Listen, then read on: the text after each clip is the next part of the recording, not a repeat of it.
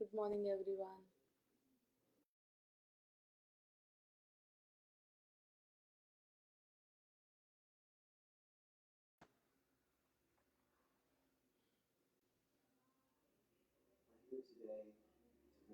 Good morning, Rupa. Good morning, Shilpi. Ma, good morning, Shweta.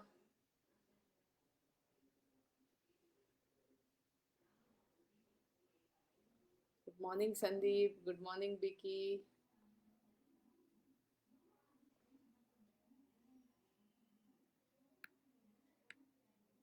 Good morning, Amreen. Good morning, Pavan.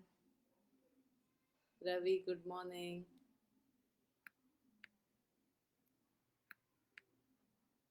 Anvit, good morning.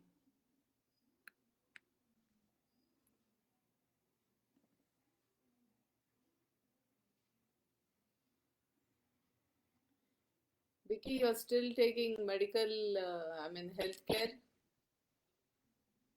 Akash, good morning. Hassan, good morning. Yeah, you all have my presentations, no? I have sent you the PowerPoints. Good morning, good morning, good morning, Bharti. I've sent you the presentations. Please use those. First, I'm talking about the gold standard. Manjunath, good morning.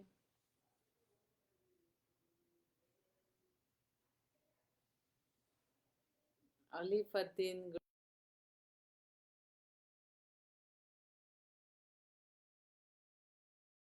good morning. Sunita, good morning. Maiwan, good morning. After all the classes, today, or I think my class, Teja, call me please. Maiwan, please call me. And Vicky, call me. Okay. Yeah, Zulfati, good morning. Rajesh, good morning.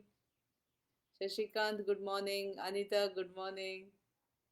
Happy morning to all of you. Keep smiling. Shall I start class? It's 9:04.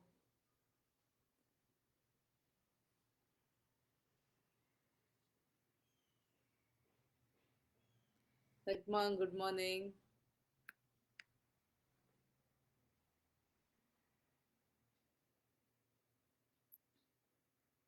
Okay. I think I shall start class. Abash, good morning. Okay. Now I'm talking about the gold standard. Triban, good morning. Yeah, I'm talking about the gold standard. In the year around 600 BC. BC means before Christ. AD means after this one, after his death. Now, in 600 BC, what happened is there was a place called Lydia in Turkey, and these Lydians, which is in Lydia, is in modern day Turkey. These Lydians found gold, and they also discovered how to see there in BC. No, you don't go forward like next year is 2022 for us, but in BC it is backward. Okay, so if we go back from 600 to 546 or something, the Lydians found how to. They found gold in 600 AD, BC, and after that they found how to separate gold from silver. So they started making gold coins, and the value of gold was, it is a shiny metal, and value of gold was, it was not so malleable. It has its properties made into jewelry, etc. So what happened is they started making coins. The first king to use gold coins was named Croesus. So that's why we call, somebody is very rich, we call him rich as Croesus. Deepika, good morning. Preksha, good morning. Lakshmi, good morning. Manikanta, good morning. Yeah, rich as Croesus we say, because Croesus, King Croesus was the first one to use gold coins.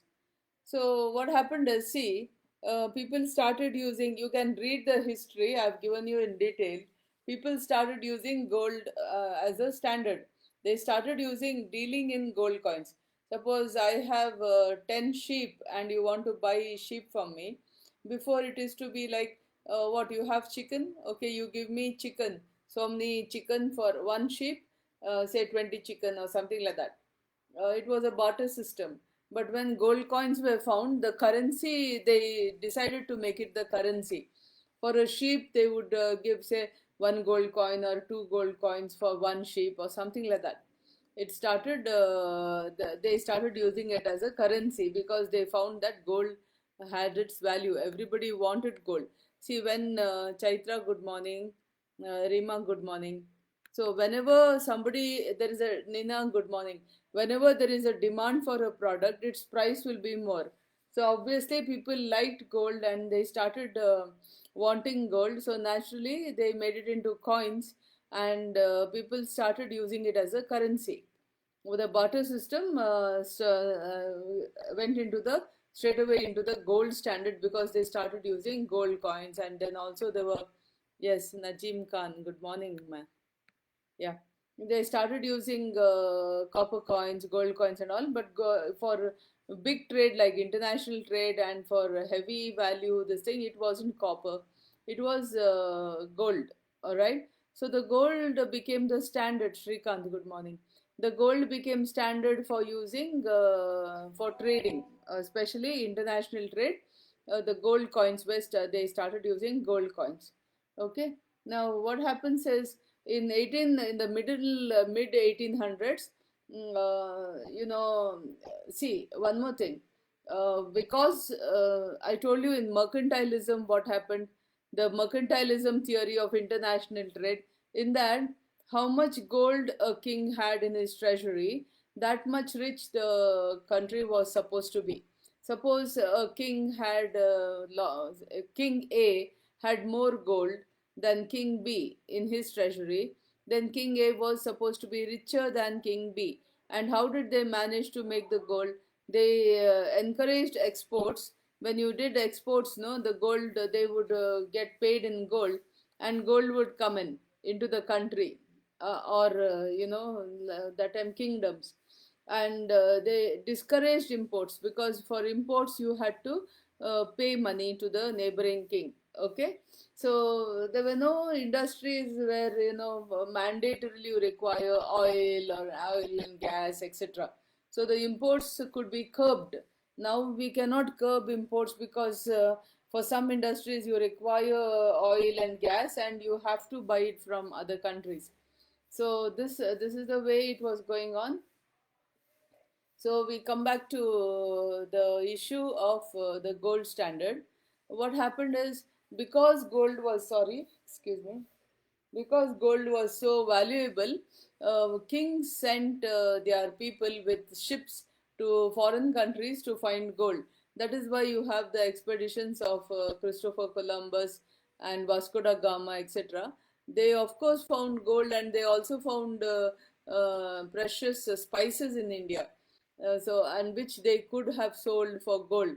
So they came and started basically they came looking for gold. Then one more thing is, you know, um, for all trade, gold was mandatory. When there's one more issue in the states of North America, they started finding gold. When they found gold, the price of gold would fall, and drastically it would fall. For example, in 1848 or something, there was something called the California Gold Rush. A lot of gold was found in and around California, and because of the finding of new gold reserves, the gold reserve of this thing fell down. The price of gold fell down, and so the gold price was keeping on fluctuating. Now, if you look at the First World War, what happened during the First World War? See, all the countries, see, I was talking to you about the barter system. After the barter system came the gold currency. So they were, you buy everything and anything with gold. But then, no, when you buy a huge amount of goods, giving so much gold and all, the weight of gold is there, it was becoming a problem. So so countries started making currency based on gold. So suppose it was $1, $1 is equal to so much gold. So every dollar that you print had to have that much gold reserve. All right, this was the mandatory thing. And people used to have currency exchanged in gold. Whenever they want gold, they used to exchange it in gold. So every currency denomination was pegged to the so much amount of gold. One second. Who's here? Yes, Yashaswini, good morning. Praju, good morning. Lavanya, good morning. Sabin, good morning. Prashant, good morning. Happiest morning to you. Shekhar, good morning. Yeah. So I was talking to you about pegging the gold to the currency. So what every bit of currency, the government said we will give you so much gold. So if you had currency or you had gold, it was supposed to be the same thing, because you could exchange currency to gold, and currency was easier to deal with than carry the gold coins. All right. So this was the pegging of currency to gold. Now, during the First World War, what happened? All the countries knew when they were doing international exchange, whatever currency, their own country would exchange it for the gold, because every bit of currency was pegged to so much of gold there. What happened during the First World War? Countries wanted to pay for arms, ammunitions, etc. So slowly, just like that, they started making currency. Now, this currency was not pegged to gold. Like, they started minting currency because they wanted more money to pay for arms and ammunitions to use in the First World War. So that was a big problem, because the currency had no value ultimately. So whoever, say for example, a fellow sold a jet plane to a particular country, and then he found that he wanted to, exchange that money for gold, and he found that it was useless, because no gold was pegged to that currency. That currency had no value at all. So like this, they lost faith in each other. Because they lost faith in each other, because of the losses they suffered, international trade came to a standstill. All right. So in 1920, what happened? The League of Nations was formed. Hold on. Okay. Asha, good morning. Tejas, good morning. Soumya, good morning. Abhishek, good morning. Karthik, good morning. Devika, good morning. Anjali, good morning. Zohra, good morning. Asha, good morning. Yeah. So what happened is, after the First World War, the countries, I told you, and then they started one more thing: beggar thy neighbor policy. Suppose someone was selling a particular product for 100 rupees, and then this country would say, "I'm selling it for 95. Why don't you take from me?" And the first country or the another country would say, "Okay, I'll bring the price to 90." So it became such a competition, beggar thy neighbor policy, that there was no value for the currency, and people were selling at below the production cost. So they were selling at loss. What is the point of selling at loss? Selling at all if you are selling at a loss? There's no sense in having international trade or trade at all. You see? So there we have. Sir, good morning, sir. How are you, sir? Yeah. Okay. So there is no point in having international trade at all, you see. That was the issue. Okay. So then during the League of Nations was formed, and countries could not fulfill their demand of saying their promise, fulfill their promise. Whenever they said, you give me my country's currency, and I will give you in exchange gold. But even the Bank of England put up its hands and all that. And then you had, as people progressed, the Great Depression came about. I will tell you what happened during the Great Depression, and how, Churchill, who became the President of America, what policies he did. Rose, good morning. What he did. Thank you, sir. Thank you, sir. Hope. Thank you very much. Yes. Yes, sir.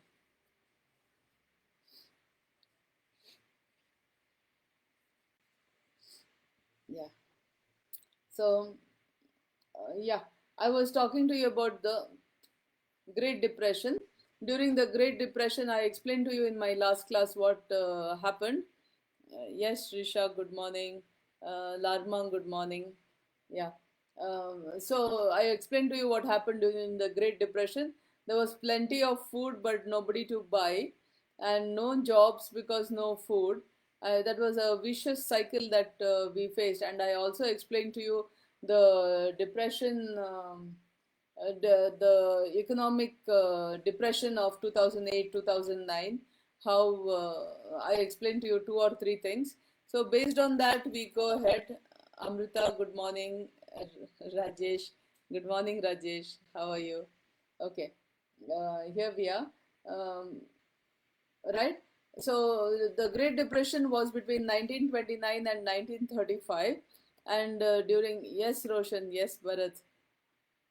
Yeah, 1929 to 1935 was the Great Depression, and I explained to you what happened during the Great Depression.